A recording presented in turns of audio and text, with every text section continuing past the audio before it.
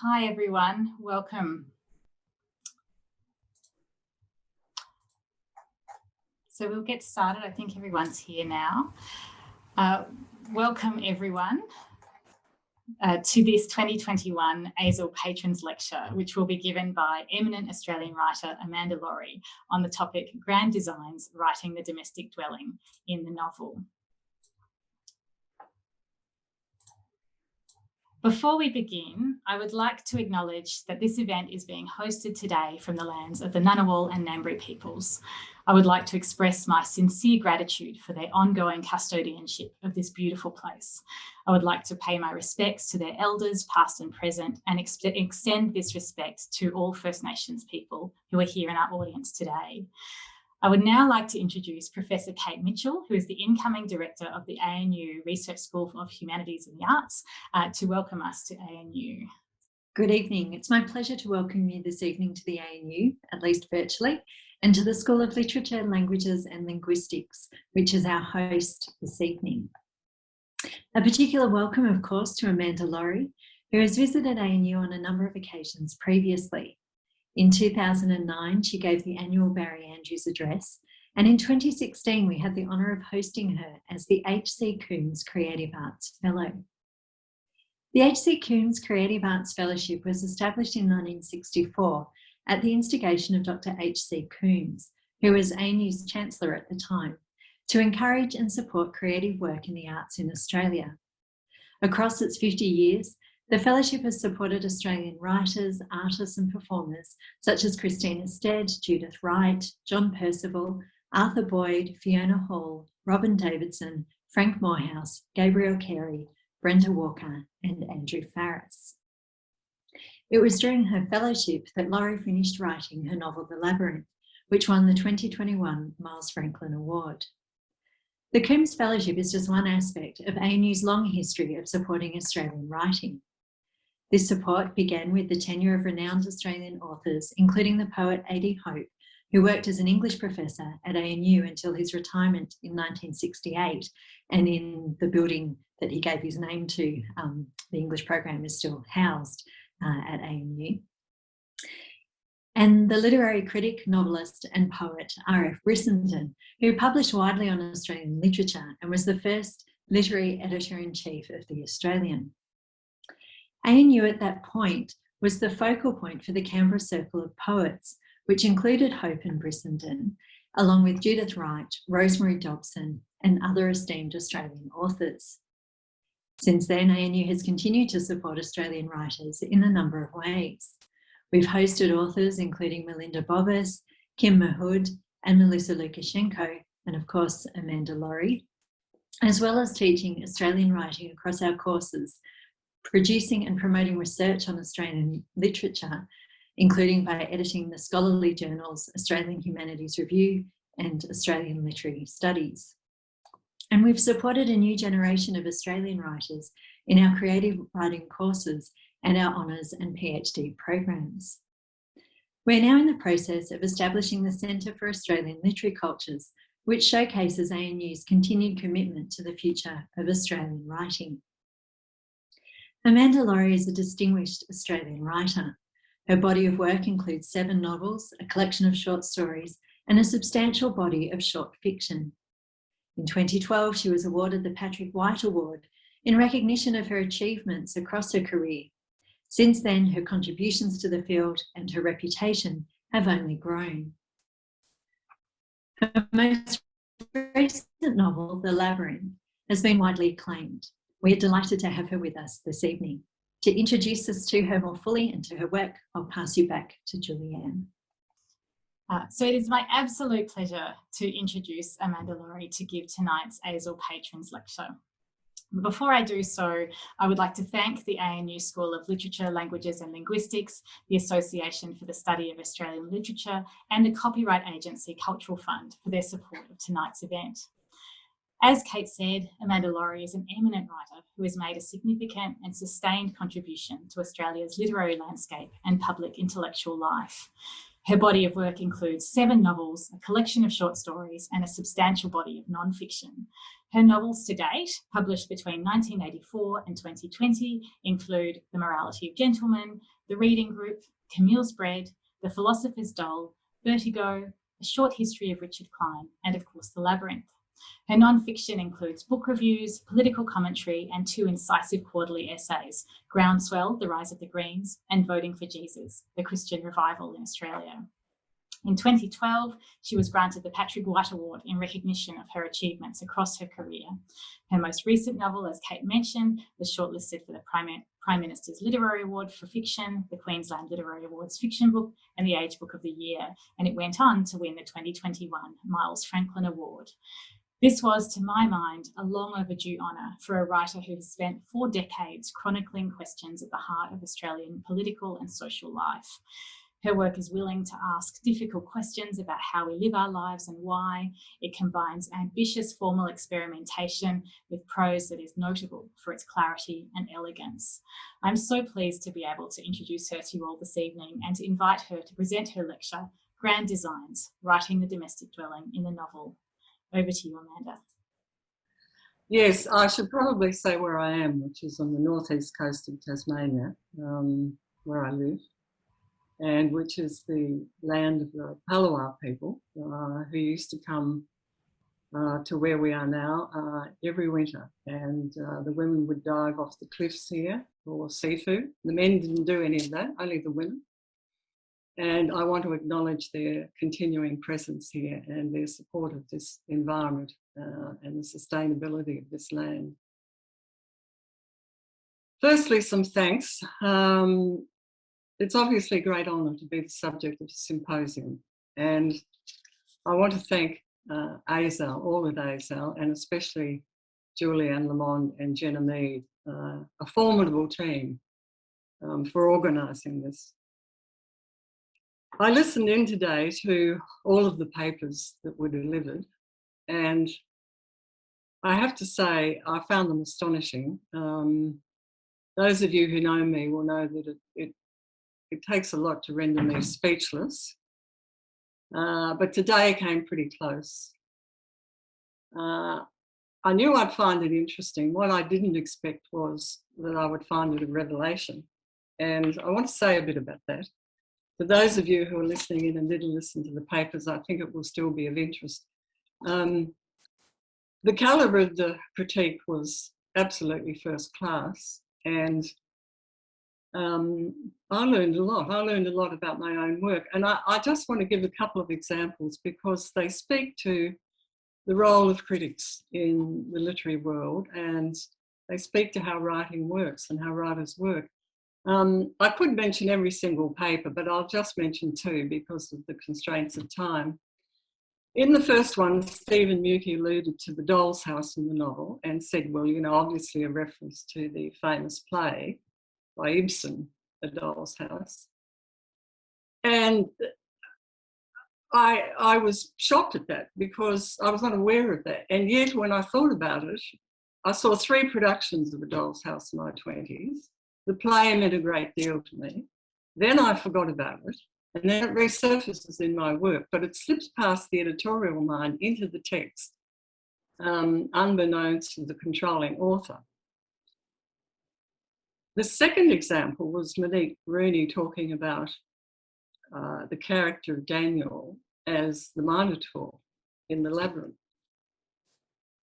Now, that had never occurred to me. And once Monique mentioned it, I thought, of course, this is obvious. How could I have not known this?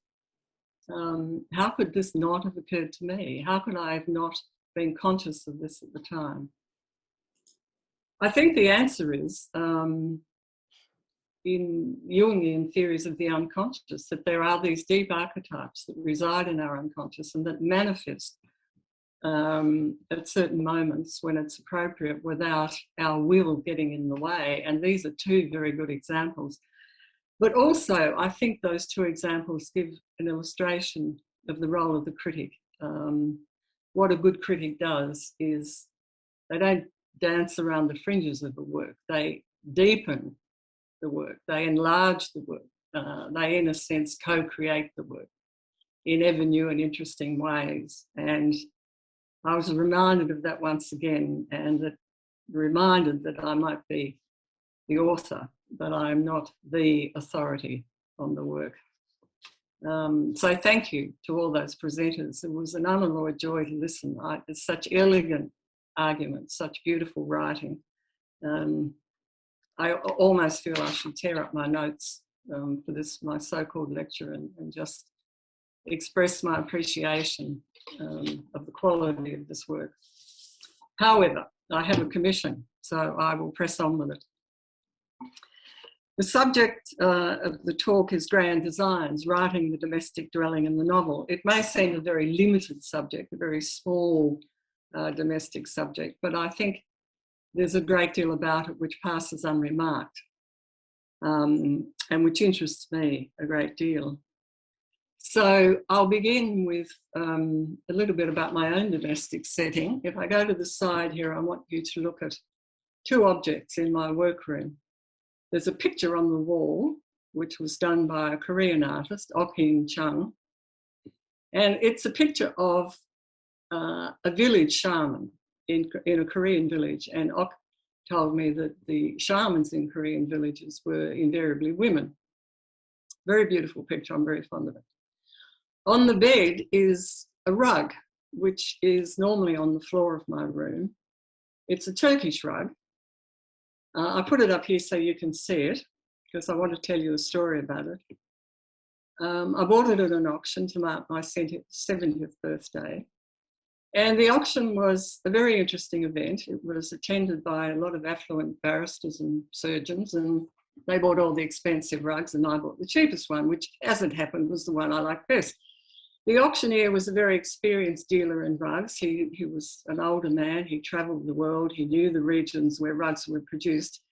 And he told this story about the rug makers of northern Iran, in the villages of northern Iran. And that owing to a whole series of events and conditions, that the number of women who wove these rugs was shrinking, and there were now only 5 villages left where these rugs were made, and he was exhorting people to buy those particular rugs because soon you wouldn't be able to get them. And he said that on his most recent visit to that region, he had discovered that whereas many of the women rug makers used to do their chores in the morning and weave in the afternoon, now because of changed circumstances, they watch television in the afternoon. And one of their favourite programs was an Australian program, and it was Skippy, the bush kangaroo. And I thought, wonderful, this is made my afternoon. I'm tired of listening to pundits from think tanks talk about the clash of civilisations. I'd much rather think about women rug weavers in northern Iran watching Skippy. You'll notice what I've done here, though. I've removed all the dreck from my workroom, and I've asked you to focus on 2 objects which I have used to say something about me. I've used 2 matriarchal, traditional, powerful reference points to construct a mini profile of myself. Now, whether that works for you or not is beside the point. I wanted to do it as an illustration of how writers can use objects in their work and how the subject-object relationship can work to be revealing, and then to ask the question, why is it that writers don't do this more often? They do it very rarely. If you look at most of the novels you read and stories, you'll find that the domestic spaces are taken for granted presence in the novel. It's barely a presence in the novel. And it's the use of any objective correlatives to suggest individual psychology is fairly rare. And so I thought I'd talk about this tonight with a particular reference to an aspect of that, which I'll come to in a minute. But first I want to preface that by saying that if you were to ask me what I thought my work was about in one phrase, I would say the project of the self as a work in progress. and in particular, the project of the self as a renovation project. And I used that title in a lecture I gave in 2001 as part of an Overland series of lectures instituted by the then editor of Overland, Ian Sison. And if you look at the focus of most of my work, it tends to be on this notion of the degree to which the contemporary self, the postmodern self, is constructed, how it's constructed by culture, how it's constructed by market forces, and the way in which the rise of neoliberal politics and global capitalism has fostered extreme forms of individualism, and what we might call, rather than collective and communal utopias, what we might call privatised utopias, and in particular, the utopia of the single self and the single perfectible self. In his influential opus, Sources of the Modern Self, the Canadian social theorist Charles Taylor argued that as traditional communal identities weaken, individuals become prey to a vague experience of existential lack, an experience exploited by the market that aims to fill that lack with various goods and self-improvement programs. This lack demands compensatory pursuits and fosters, among other things, this model of the self as a constant work in progress. And if I were asked to describe this self with one word, it would be the renovated self, the self immersed in renovation, not just the renovation of the body, the renovation of the mind, and the renovation of the material locus of the self, which is the home, the domestic space. I once heard the sociologist Hugh Mackay lament that he had recently attended a dinner party in which he'd sat next to a very intelligent woman with a professional background who had spent most of the evening talking to him about the problems she was having with the installation of her second bathroom. How is it, asked Hugh, that we have come to this? What does this signify? Well, in my own work, I've attempted to chronicle some aspects of this in its three principal manifestations. In Camille's Bread, the main character, Stephen, sets out to reinvent himself wholeheartedly through a materialist regime, extremes of fitness and diet. And that one's a real stayer. It's still with us, isn't it? You know, hands up who's got a gym membership? Not me. In my novel, A Short History of Richard Kline, I dealt with a middle-level IT executive who has a midlife crisis and is induced to enrol in an executive course in mindfulness that leads him into a form of spiritual experience that he struggles to make sense of. Meanwhile, there are courses on mindfulness all around us. You can even do, for a price, a course on how mindfulness can improve your investment in the stock market. Need I say this is an American course? So there's body and mind, and then there's that material projection of the self, namely the home. And I think this brings me to one of my favourite subjects, which is renovation. The way in which in Australia we are obsessed with renovation, the way in which the home has become the focus of and the displacement of the ideal self. And there's obvious reasons why this comes about. One of the limitations of the body is that fundamentally it's a genetic given. Despite plastic surgery and personal trainers, there are limits to what we can do to it. But even with limited material resources, the home can offer opportunities for pursuing an ideal. And in Richard Kline, I portray a classic instance of this in the character of Lenny, who is obsessively renovating a grand Tuscan villa and is so identified with it that in its character it's the very opposite of the town and the house she grew up in ugly industrial Pittsburgh. It offers an improved model of herself to the point where Lenny is the villa and the villa is Lenny.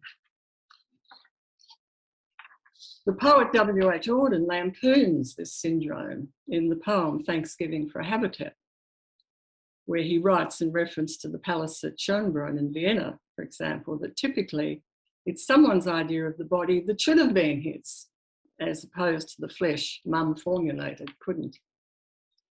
Auden wrote on the subject a surprising amount, and in his poem The Cave of Making, he describes the house as a womb in which man recreates himself. In your domestic space, you can, like Lenny with her Tuscan villa, shrug off an unsatisfactory past and remake yourself with a passion that amounts almost to a religious quest.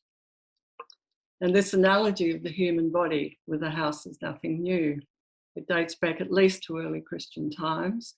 In his Confessions, St. Augustine beseeches his God thus: "My soul is like a house, small for you to enter, but I pray for you to enlarge it."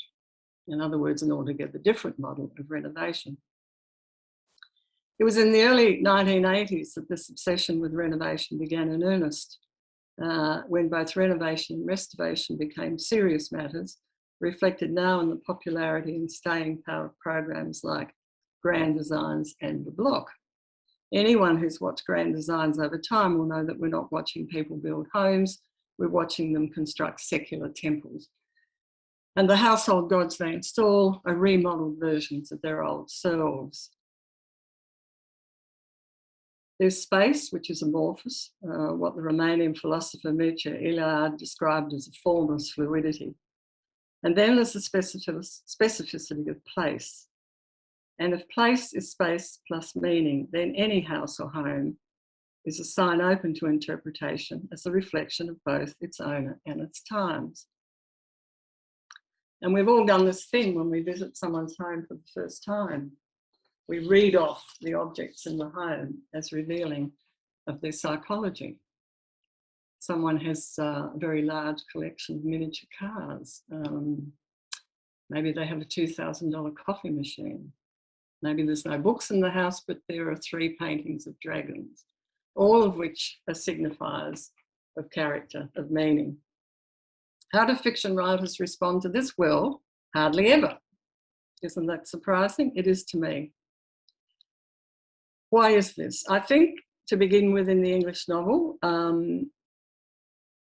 the house was taken for granted, and the primary site in the English novel, the early English novel, was the country manor, the stately home. This was such a well understood symbol of caste and class that didn't need to be described, but it was clearly equated with virtue, propriety, survival, and all things worth having. And it always amazes me that in discussions of Jane Austen's Pride and Prejudice, no one remarks on the fact that it's the reward of Elizabeth Bennet for being intelligent that she gets the biggest house. She visits Pemberley first as a tourist, and her ultimate triumph is that she returns as its owner. And we can think of various other examples in Austen's work as well. The 19th century novel is full of great houses that occasionally define a major character, as with Lady Dedlock and Bleak House. And then there's the house in Bronte's Wuthering Heights, gloomy, rugged and irregular.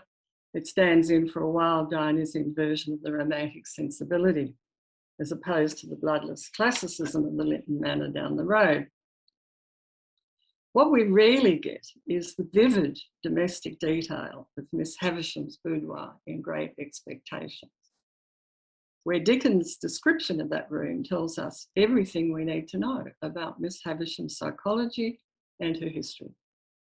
So potent a device in use of domestic detail in the hands of Dickens that I wonder more writers have not imitated it. In the modern novel, the same applies. There's the odd exception. One of the most interesting ones is E.M. Forster's Howard's End, where the house itself becomes a principal character. And instead of the grand house, we have a large cottage that works as a moral force within the novel and functions within the plot to draw all the narrative threads together into a morally just outcome. The entrepreneurial and money-minded nouveau riche family, the Wilcoxes, of whom Forster disapproves, looks down on the cottage and aspires to something grander.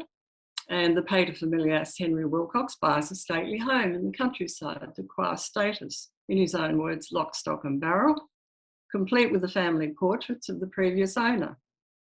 But the brutal Philistinism of the family culminates in a disaster that reinstalls them in the humble cottage that represents Forster's notions of honour and integrity. And here we have the house, the modest comfort and intimacy of a bourgeois cottagee, standing in clearly for the apotheosis of English middle-class liberal values. If that's the case, the single room is the modernist retreat of the anguished nonconformist soul. Again, really represented in any vivid and telling detail. But there are a few exceptions, and I want to read you one of them, which comes from Jean Rhys's novella, After Leaving Mr. Mackenzie. On the very first page, in a rare modern equivalent of the technical virtuosity of the Miss Havisham boudoir scene, Rhys describes the heroine in terms of her hotel room, a cheap Parisian hotel room. Her room on the second floor was large and high-ceilinged, but it had a sombre and one-eyed aspect because the solitary window was very much to one side. The room had individuality. Its gloom was touched with a fantasy accentuated by the pattern of the wallpaper. A large bird sitting on the branch of a tree, faced with open beak, a strange wingless creature, half bird, half lizard, which also had its beak open and its neck stretched in a belligerent attitude. The branch on which they were perched sprouted fungus and queerly shaped leaves and fruit. The effect of all this was, oddly enough, not sinister, but cheerful and rather stimulating. Besides, Julia was tired of striped papers. She had discovered that they made her head ache worse when she awoke after she had been drinking. The bed was covered with an imitation satin quilt of faded pink. There was a wardrobe without a looking glass, a red plush sofa, and opposite the bed and reflecting it, a very spotted mirror in a gilt frame. The ledge under the mirror was strewn with Julia's toilet things, an untidy assortment of boxes of rouge, powder and makeup for the eyes. At the farther end of it stood an unframed oil painting of a half-empty bottle of red wine, a knife and a piece of Gruyere cheese. It had probably been left in payment of a debt. Every object in the picture was slightly distorted and full of obscure meaning.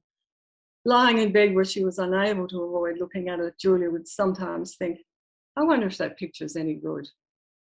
But really, she hated the picture. It shared with the colour of the plush sofa a certain depressing quality. The picture and the sofa were linked in her mind.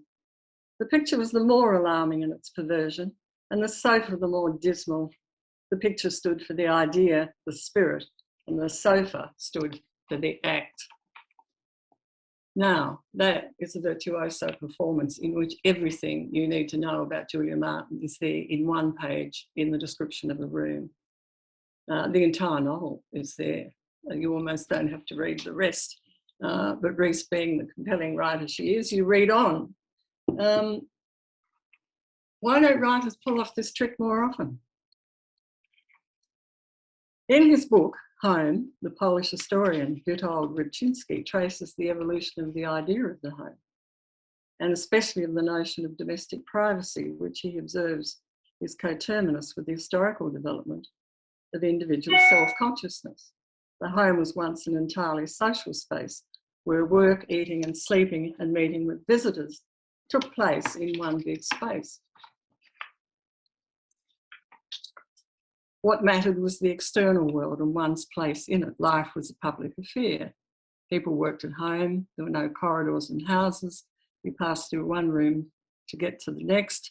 Furniture was spare, intended to be generic. The trend since then has been in the opposite direction.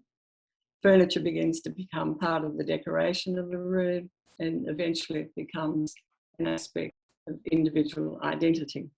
Objects begin to become a form of self-expression. This could be said to reach its apotheosis in today's McMansion. I once lived for a time in one of these in one of Brisbane's outer suburbs that had 4 bathrooms. And as a friend observed when visiting me, in 40 years, the path of progress has marched from the outdoor dunny to en-suites for everyone.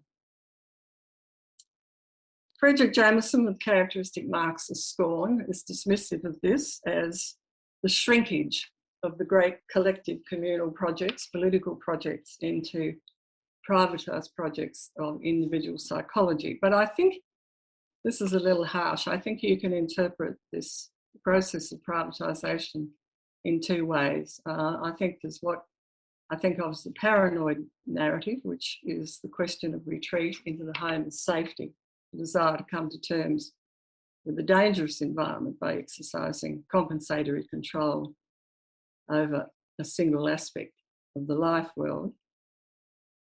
But we could also read it positively as an individual's attempt to find a sphere of freedom and agency, or as Peter Fuller might have said, a cosmos of hope in response to experiences of powerlessness and worthlessness under regimes of economic rationalism. And indeed, it has been observed by various social researchers that those people who have less power in their work are more likely to be obsessed with manicuring their lawn. An interesting observation. I think of this latter as the postmodern romantic model of the home, and I'd just like briefly to mention two pundits who I think of as the high priests of this position. The first is the French theorist Gaston Bachelard, whose work, The Poetics of Space, is now a classic and will be familiar to many people listening in this evening. The second is the lesser known, the eccentric British architect Christopher Alexander, about whom more soon. Unlike Corbusier and the early modernists with their houses as machines for living, both Bachelard and Alexander are traditionalists, both are romantics. Both condemn modernist architecture as lacking in intimacy and specifically in dreaming spaces. The home is the refuge of the imagination.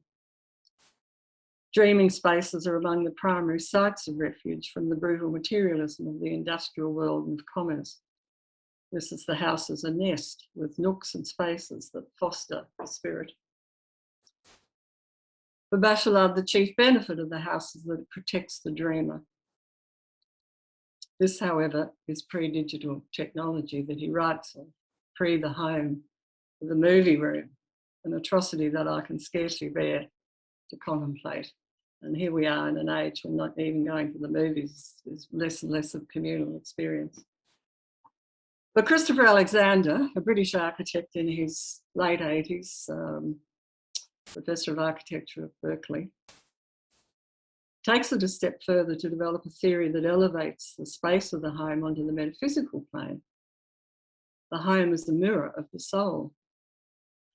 And our well-being depends on the degree to which we organise our private space in order to access what he calls the intensity of the field. What does he mean by this, the intensity of the field?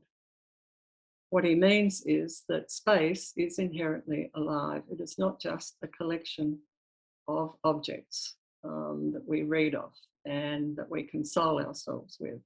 We have to find a way of going beyond the subject-object relation into a way of entering into the field. And Alexander believes architects can design homes in such a way as to enable this. There is such a thing as the ground of being, an energy, a force that can nourish us if we learn how to access it. And the right design of a home can enable or suppress this potential. Space itself is a material capable of awakening, a portal into a deep underlying reality, what Alexander calls the ground of being. It's something that commerce and ideology can't deform. And it's a theory almost animistic in character. Space can be deployed in the interest of personal vanity and status and the desire to construct a compensatory ideal of self, and this is the consumerist model. Or it can access the metaphysical geometry, a deep underlying reality. Alexander comes up with several criteria for arriving at this, several of them very woolly. And one of his tests of good domestic design is the degree to which the observer experiences his or her humanity rising or falling. That's a direct quote. Expanding or contracting. This, of course, is a deeply subjective experience, and an irreverent Australian reader of Alexander might recollect the film The Castle and wonder what Alexander would have made of the pool room. Since I am fundamentally an essayist masquerading as a novelist, I am intrigued enough by these ideas of his to want to see if I can narrativize them.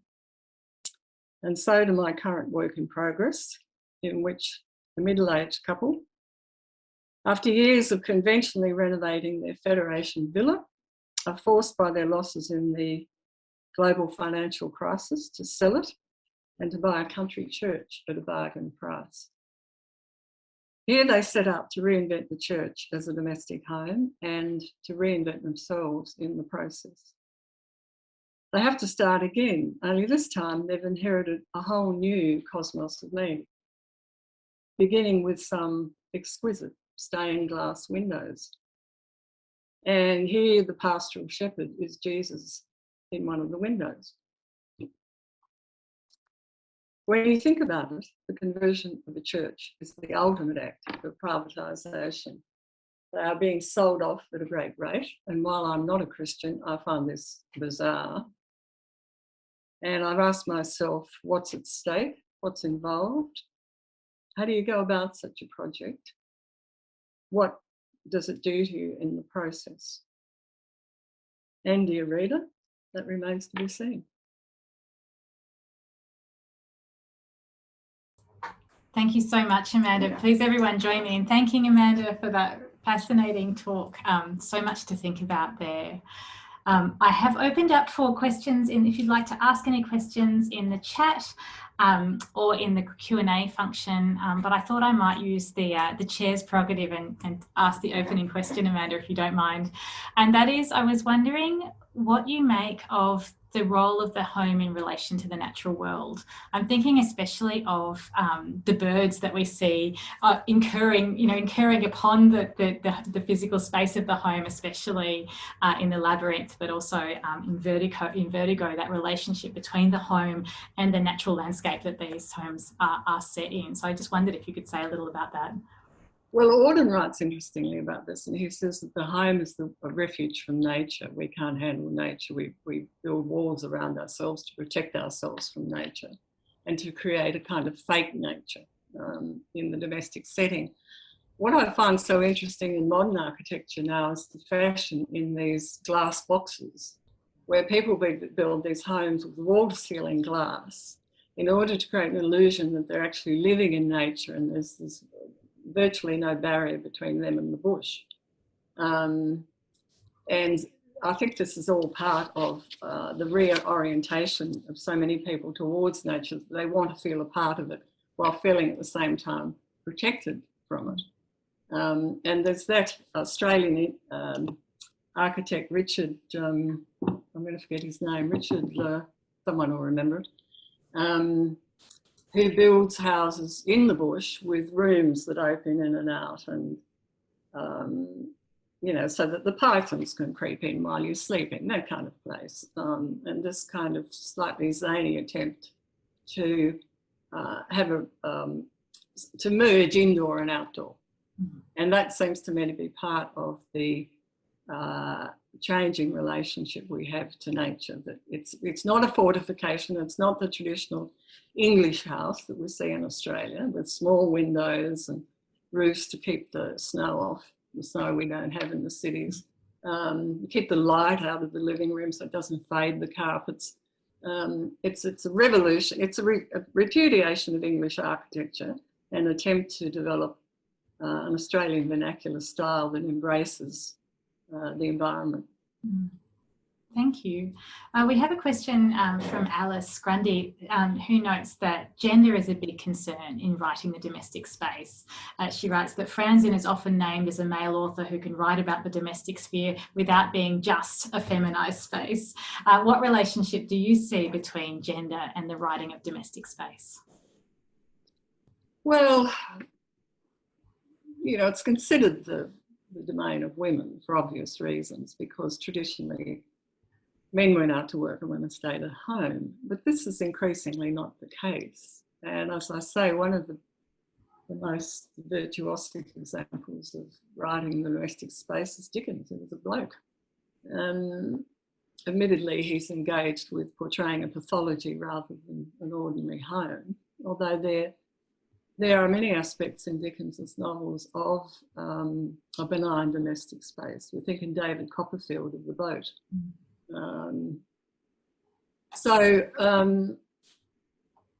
I think it's less and less a gendered consideration, but on the whole, it's not a preoccupation of most writers. The domestic space is taken for granted. No, I would agree.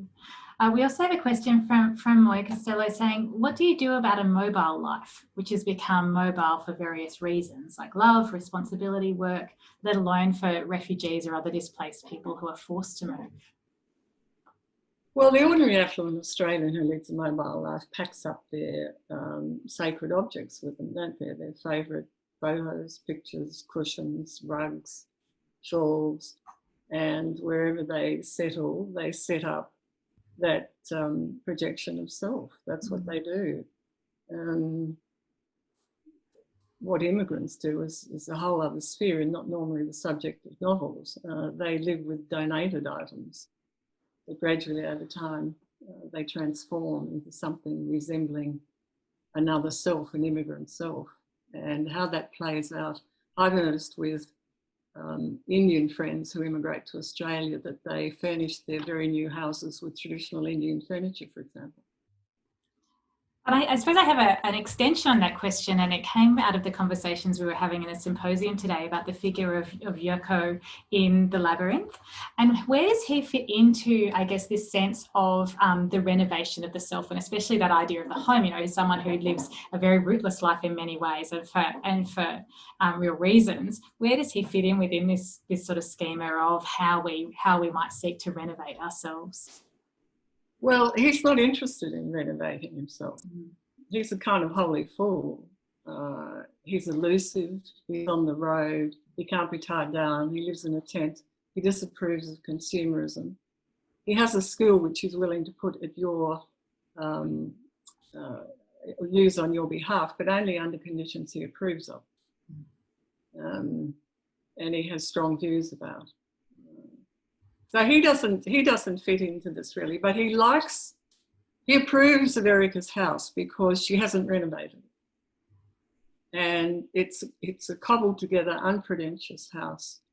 And the implied contrast in the novel is with the fake Mediterranean villa up on the hill with all the art, you know, that the doctor and his wife, everything's white or beige and it's full of their art collection. And he says, I trust you because I've seen your house. He doesn't explain why, but we have a sense of why. Because he sees that she is not projecting herself into the house, that she doesn't have false values, that she's not a consumer. Yeah. And he's a moralist and an ascetic and a bit of a fanatic. And so he approves, he'll work with it. I wondered about the relationship of between him as a character and those other sort of fanatical men we see throughout your novels, you know, from Stephen and his macrobiotics and Lindsay as well, and of course Richard Kline. You know, how does that figure sort of transform across your novels? Well, it's the same thing over and over, isn't it? I mean, in that lecture I referred to that I gave in the Overland series, I talked about how I grew up with the last vestiges of 19th century utopian thinking, which was socialism, social democracy, advanced liberalism, and in some cases fascism. And they are all models of collective utopias, communal utopias. And then in the 80s, we get neoliberal capitalism, which begins to privatise everything, including the self. So these men are reinventing the self, cut loose. They're cut loose from community. They're cut loose from traditional collective identities. And then what happens, I mean, this is all wonderfully foreseen by the French sociologist Durkheim in as early as 1850, wherever it was. And he said, once you cut people loose from their organic community, you have to reinvent themselves. And the psychological burden of that is immense. He actually wrote about it in relation to suicide. He said there'll be many more suicides because of this. Too much freedom, too much choice. And so these people are reinventing themselves. You know, the character of Stephen Ireland in Camille's Bread, he starts out as the union rep in the taxation department. And he comes from a political background, but he moves away from that into remodelling the body. He's an alcoholic, he's a heavy drinker, he's come out of a culture of heavy drinking, and he wants to remodel himself. And he goes about it in a very materialist way. Yeah, I'm fascinated by these portraits of these men valiantly fighting against their kind of what they've inherited as Australian men and how they've been socialised to be men. It's really fascinating. Well, women are less traditionally obsessed with this because they're too busy looking after children and running the home. And a woman's identity is often dispersed across her children. Even the most skilled professional woman on a high income, that's still a larger aspect of their life traditionally than it is of their husbands and the fathers of the children. And whenever you hear very successful older men interviewed, you know, looking back on their lives, they always say, oh, I wish I'd spent more time with my children. And one of the things to come out of the lockdowns is men saying how rewarding they've found it to spend more time with their children. And you get the sense that their identity is undergoing some subtle shifts. The role of being a father is more important to them, perhaps. Indeed. We have some more questions coming up. So we have one from Dougal who writes, Amanda, I find your conversation with Auden here fascinating. Is there something pressing on these descriptions of interiors, houses, homes, restoration projects in Australia now, though as though nature intrudes on these projects in such terrifying ways? He writes, I'm thinking about wildfires and the stories each bushfire season of houses being lost or people fighting for their homes.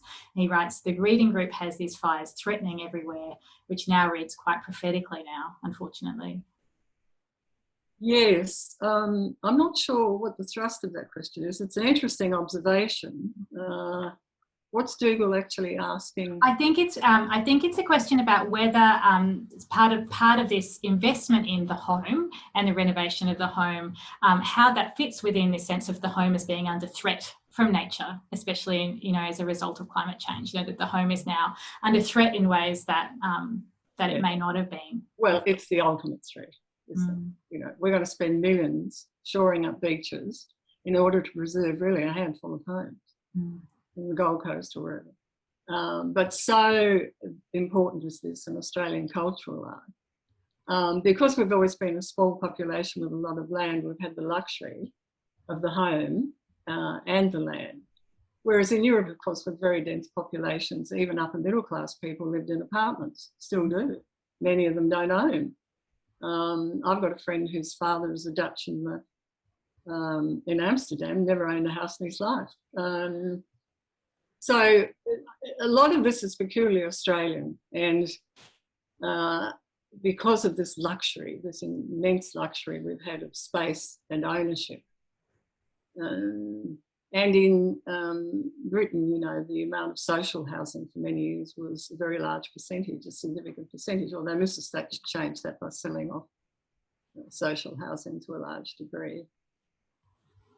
And we also have a question from Bridget Rooney, who writes, I wonder about the correspondence between acts of reading and writing novels and domestic interiors. So the latter are often the main location for reading and writing. And she writes, also renovation of the self occurs through reading novels, or so we often say. And she asks, what do you think about this idea that through reading, reading might be a form to renovate the self or improve the self? Yes, because in reading we're engaging with models of the self, other models of the self, and we test ourselves against that, don't we? So when we're young, in our 20s, we want to read certain writers who are writing about us at that moment. I mean, you can think of the phenomenon of Sally Rooney at the moment. Young women relate to her intensely. And the dilemmas she projects, whereas someone my age, I'm well past all those anxieties and I'm just not that interested. Yes, it's a way of testing out who you are at any given moment and how you feel and what's permissible and what's possible.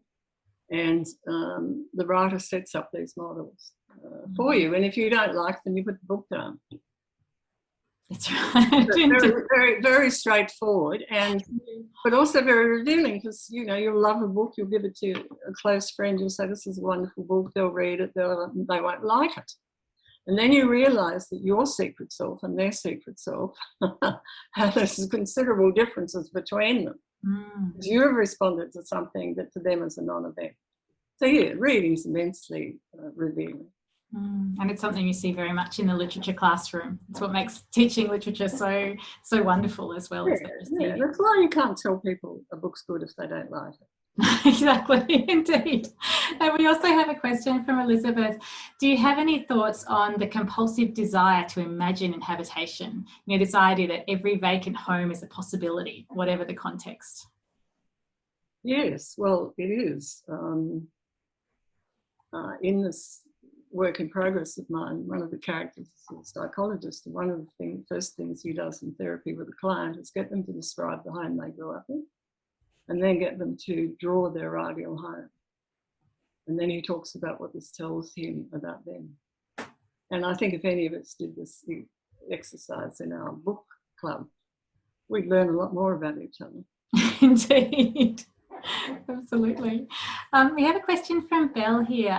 She writes, "I'm interested in what you talked about in relation to subject-object dialectics." She writes, "I'm wondering what you found surprising while you, as a writer and scholar, are exploring actually the more lyrical, non-dialectical subject-object dynamics of interflowing, interlacing, interpenetrating in your project of the self in progress." I'm not sure I understand that question. I'm not sure. Belle, would you like to speak to this? I'll just see if I can enable you to speak.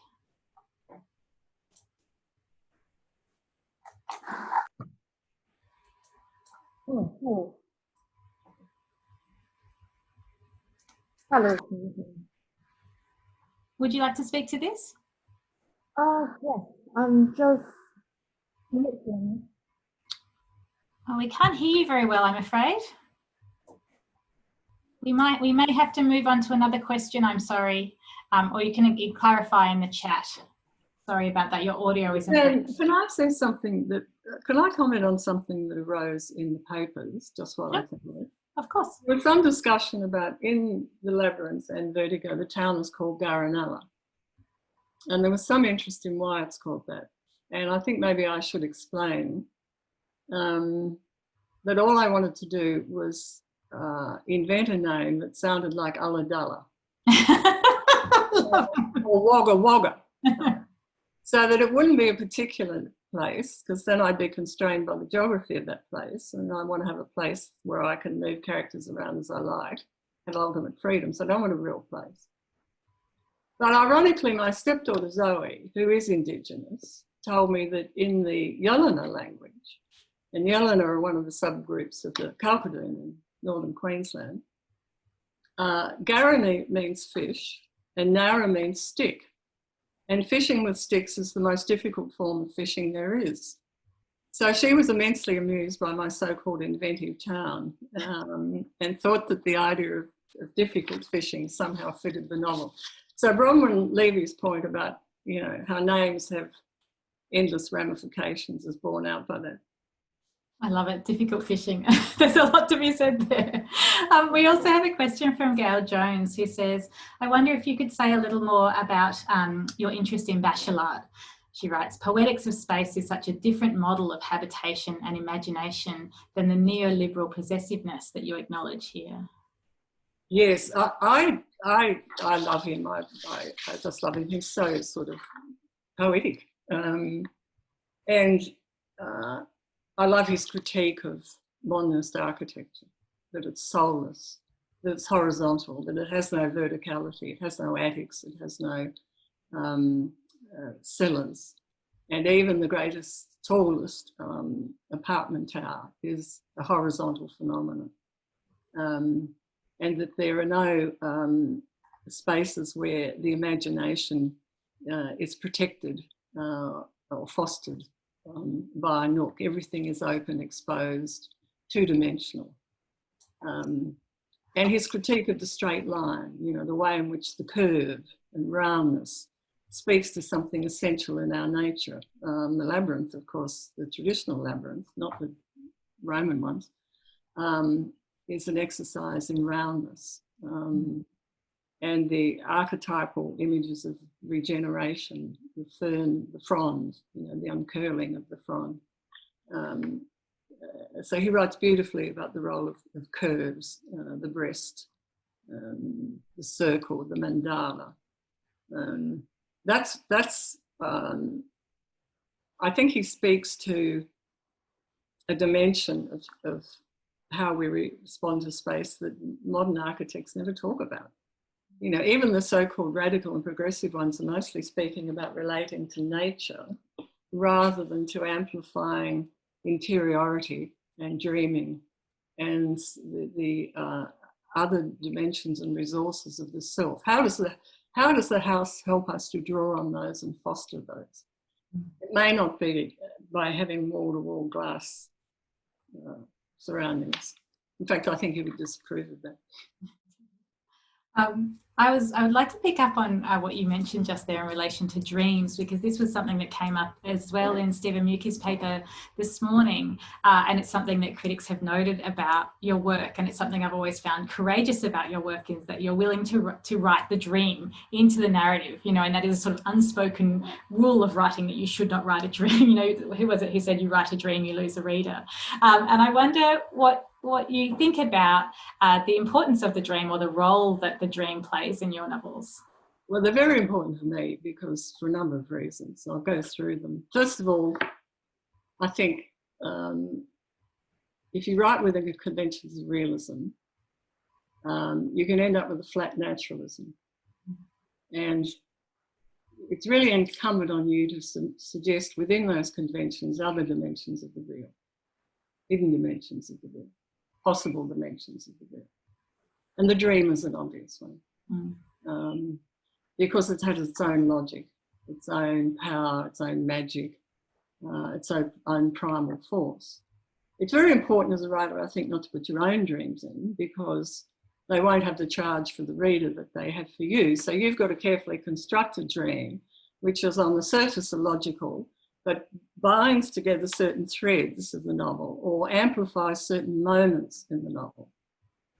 So, for example, when Erica is feeling blocked with the labyrinth, she has a dream about the cathedral, which is blocked with chairs, which is also shows she's absorbing Yuko's thinking, repudiation of the traditional labyrinth at Chartres. So it's another way of saying she's taking his psychology on board. And then at the end, there's a dream which exercised me considerably, in which she dreams about a burning house and two children. And so this references the house that her son set fire to, the block of apartments. The two children that she rescues are her son and Yuko. One she knows is her child, the other's a strange child. She comes out into the street and sees a man, and it's a brother, and this psychologically triggers the desire to reconnect with her brother. Now, I had to weave those strands together in a dream so that the dream had the sort of bad logic of dreams, but at the same time the reader could see why this might be the psychological prompt of her reconciliation. Does that make sense? It does. So it's not a dream I had. And I thought, oh, that's an interesting dream, I'll put that in. Doesn't work like that. And the other thing I like about dreams, I don't like writers who, when they're telling the story, know everything and they're going to tell you everything. I hate that. I hate omniscience. And I think the dream is a reminder at intervals that we don't know everything. And characters will always be an enigma. And they're just a nice little reminder of that.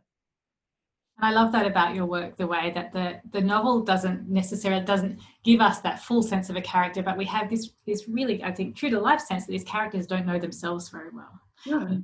So that is, I think that is what people feel like in real life. Yeah, who does know themselves very well? The character has to be interesting enough for you not to be bored by them. But, I mean, we can all think of writers who over-explain. They'll give us a big backstory. I hate backstories. Yeah. We have another question from Tom Bristow. I'm sorry I missed it before.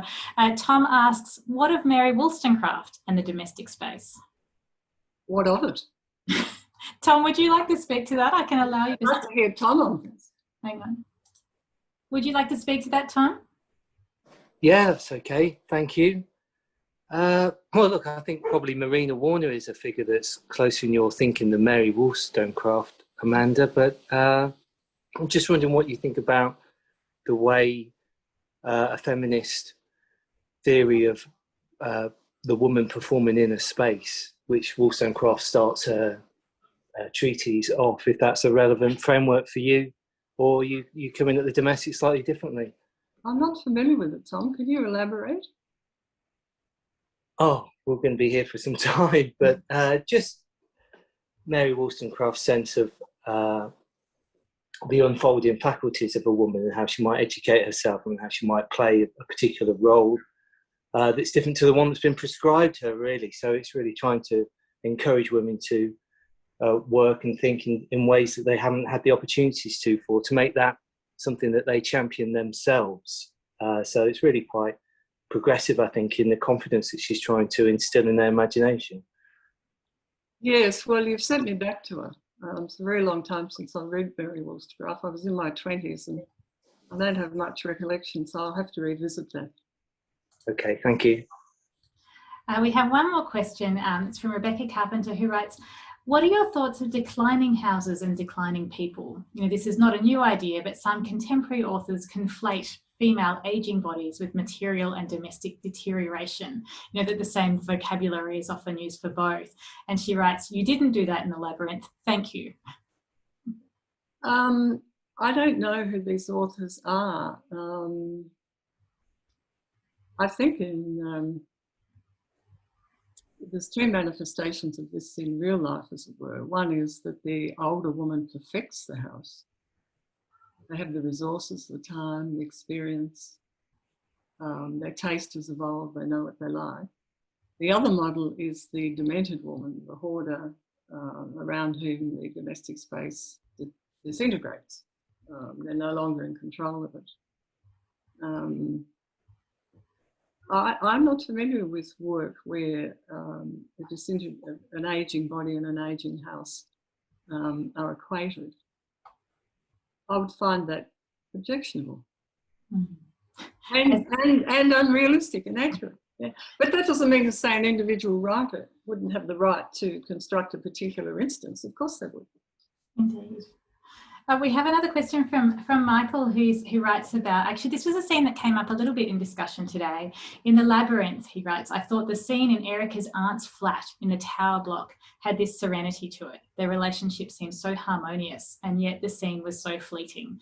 And he asked, did the aunt represent the mother Erica may have had? I wonder if you could Yes, she says that. She says the ideal mother was there all the time and I didn't know it. The interesting thing about Ruth is Ruth is a retired political activist. She was a demonstrator on Greenham Common in those remarkable scenes where the women camped in the mud and had, you know, dog feces thrown at them and had their tents set alight. And she lives now in a very modest, probably a social housing unit, it's not specified. And the crucial moment is when Erica opens the pantry and sees all this wonderful food. Mm. In other words, Ruth is not an abject figure. Mm.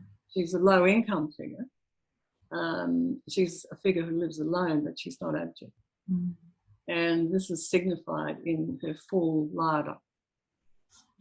This ongoing thing about food that carries over from Camille's bread, and as someone observed today in a paper, is there in the Labyrinth, cake, biscuits. And so I've taken this thing that's associated with women, which is baking, specifically not just cooking, but baking, and made a certain trope of it as something that is nurturing, miraculous, almost magical, and emblematic of their powers rather than their constraints. Mm. And and becomes the basis for really fragile but fruitful relationships, like the relationship between Erica and Yoko. And I wondered whether you could speak, perhaps before we let you go, just about that, for those kinds of relationships that we see in your fiction, and mostly, I mean, more than anything, I think in the Labyrinth, these relationships that might not be familiar ones necessarily, but that are very sustaining ones. And I'm thinking particularly about the scene with the fire in the middle of the Labyrinth at the end of that novel, and of Diana and Erica and their relationship. So I wonder if you could speak a little just about, I guess, the role of relationality in your novels. Well, it's crucial. It's what the novel's about, isn't it? Unless it's Kafka, an absence of satisfying relationships. Diana is the domesticated warrior woman. You know, she's a powerful swimmer. She's a kayaker. She rescues the child Jessie from drowning. She's not afraid of the surface next door. She calls them out, and she's got them bluffed. She has almost no domestic skills. And she's the kind of alter ego of the domestic self. And originally she was going to build the Labyrinth in my early drafts, but then that didn't work because, you know, Diana's not really the sort of person to faff around with a Labyrinth. And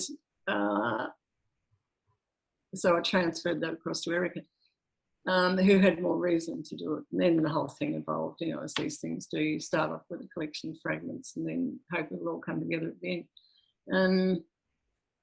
Yeah, so Diana is you know, if you think of the Labyrinth, if you think of the womb and the axe, Diana's the axe. And the only person who unnerves her is her daughter,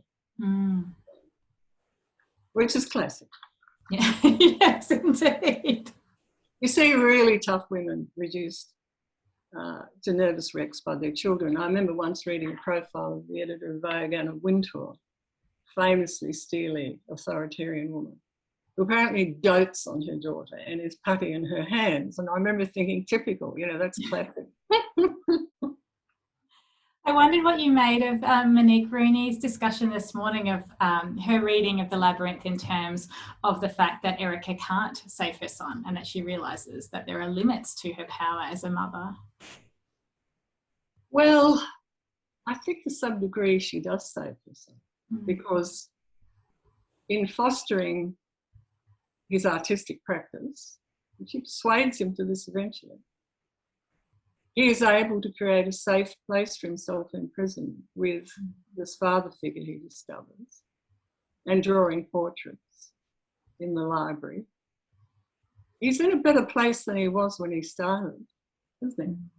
May not be a much better place, but he's in a better place. So it's kind of, you know, there's a point there, I think, about the redemptive power of art, and she knows that that's his essential self, and if she can get him to draw and paint again, he will be in a better place. He'll still be in prison. And in fact, he softens towards her. Once he starts to draw and paint, he softens towards her, because his old self is coming back. And at the end of it, he says to her, "It's me, Ma." And that's a breakthrough. So I don't know. I think Monique is half right in the sense that Erica is able to accept that that's as far as she can go. You know, you can't ever rescue any of your children entirely. And that's as far as she can go. And she has her, you know, there's this doubling in the novel with Yoko and Daniel. They're the same age, they're both artists. And so she puts her energies into her other son, who then inevitably has to go. Just to let him go. And perhaps the redemptive power of art might be a good place to end this conversation, unless anyone has a last minute question for Amanda, because we've kept you talking for quite a long time, answering questions, but it's been such a delight hearing from you. Thank you so much. Can I just say one more thing? Can I just thank the presenters again? You know, I'm just gobsmacked by the quality and the richness of those papers, and I will be listening to all the papers tomorrow.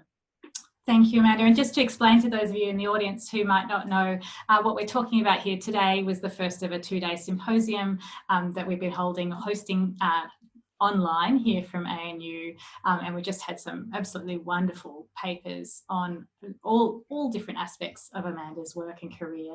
So it's been just incredibly illuminating day for me. If anyone would like to join us tomorrow, the symposium continues. It starts at 11 a.m. If you just Google Amanda Lohrey Symposium, you'll find the link if anyone would like to join us. So thank you again, Amanda, for your work, for your wisdom, for being willing to speak to us tonight. I think we're all very, very, very privileged to have been able to speak with you. So Thank you. Thank you, Julia. Thank you, everyone. All right. Good night.